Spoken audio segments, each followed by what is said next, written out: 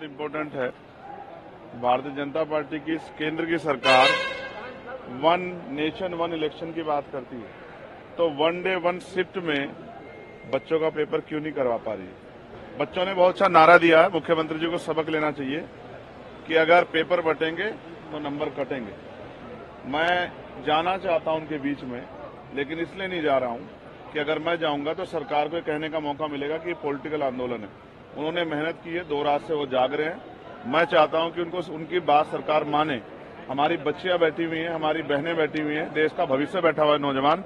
सरकार को उनकी चिंता करनी चाहिए। अगर राजनीतिक मजबूरियां ना हो कि उनके आंदोलन पे कोई सवाल ना खड़ा हो, तो मैं उनके बीच में जाके वहीं सड़क पर बैठता और उनको ये विश्वास दिलाता कि जहां नेता सिर्फ उनसे वोट चाहते हैं, वहां कुछ लोग ऐसे भी हैं जो चाहते हैं कि उनकी समस्याओं का हल हो। मैं बच्चों के साथ खड़ा हूं और मैं सरकार से मांग करता हूं कि उनकी मांग को माने और एक ही शिफ्ट में ये पेपर कराएं। आप देखो 41 जिलों में करा रहे हो, तो क्या बाकी 34 जिलों में आप मानते हो कि पेपर हो ही नहीं सकता? वहां कानून व्यवस्था अच्छी नहीं है, वहां पेपर लीक होगा। कोई भर्ती ऐसी है जिसका पेपर लीक ना हुआ? युवाओं के भविष्य का सवाल है और देश के प्रदेश के बीच में खिलवाड़ नहीं की जा सकती। इसलिए मैं सरकार से मांग करूंगा कि राजनीति से ऊपर उठ के उनकी मांग को माने और उन बच्चों की मदद करे। वो देश का भविष्य है। सुप्रीम कोर्ट ने ये भारतीय जनता पार्टी की उत्तर प्रदेश की सरकार को जोरदार तमाचा कि बिना आरोप तय हुए, बिना अपराधी साबित हुए, बिना कोर्ट के ऑर्डर के आप किसी का घर नहीं गिरा सकते हो। आप खुद से कोर्ट नहीं हो, आप खुद से जज नहीं हो। तो ये सरकार की जो गलत नीति है तानाशाही, उसको सबक सिखाने का काम जो है सुप्रीम कोर्ट ने किया। मैं इसके लिए धन्यवाद करता हूँ। उत्तर प्रदेश में के जो चुनाव हो रहे हैं, कितनी बहुमत से आपकी पार्टी मतलब आगे रहेगी और कहाँ का चुनाव लड़ेगी? सर, मैं ज्योतिषी नहीं हूँ। मैं मेहनत करते हैं, हमारे लोग बहुत मेहनत करते हैं, ईमानदारी से मेहनत करते हैं और जन समस्याओं के लिए लगातार खड़े रहते हैं। इसके लिए हमें मुकदमे भी झेलने पड़ते हैं, गोलियां भी खानी पड़ती है, लाठियां भी खानी पड़ती है। हम इनसे नहीं डरते।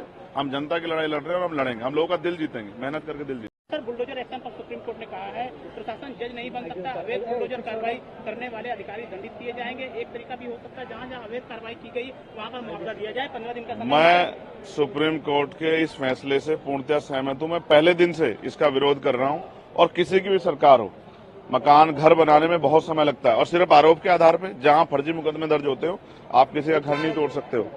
जो सुप्रीम कोर्ट ने 3-4 कमेंट किए हैं, ये बिल्कुल सही है कि जिनके घर टूटे हैं उनको मुआवजा मिले और जिन अधिकारियों ने सरकार को खुश करने के लिए किया है उन पे भी कार्रवाई हो।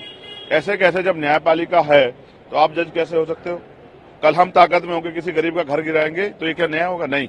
जब न्यायपालिका है तो न्यायपालिका के अधिकार को अगर सीज करने काम सरकार करेगी तो न्यायपालिका को ठोस कदम उठाना चाहिए। सरकार पे भी कार्रवाई करनी चाहिए। उनकी मंशा को भी देखना चाहिए कि उनकी मंशाएं कैसी हैं। यहाँ भी, अयोध्या में भी लोग घरों में बुलडोजर चले और उसका खामियाजा लोकसभा के चुनाव में भारतीय जनता पार्टी ने उठाया भी।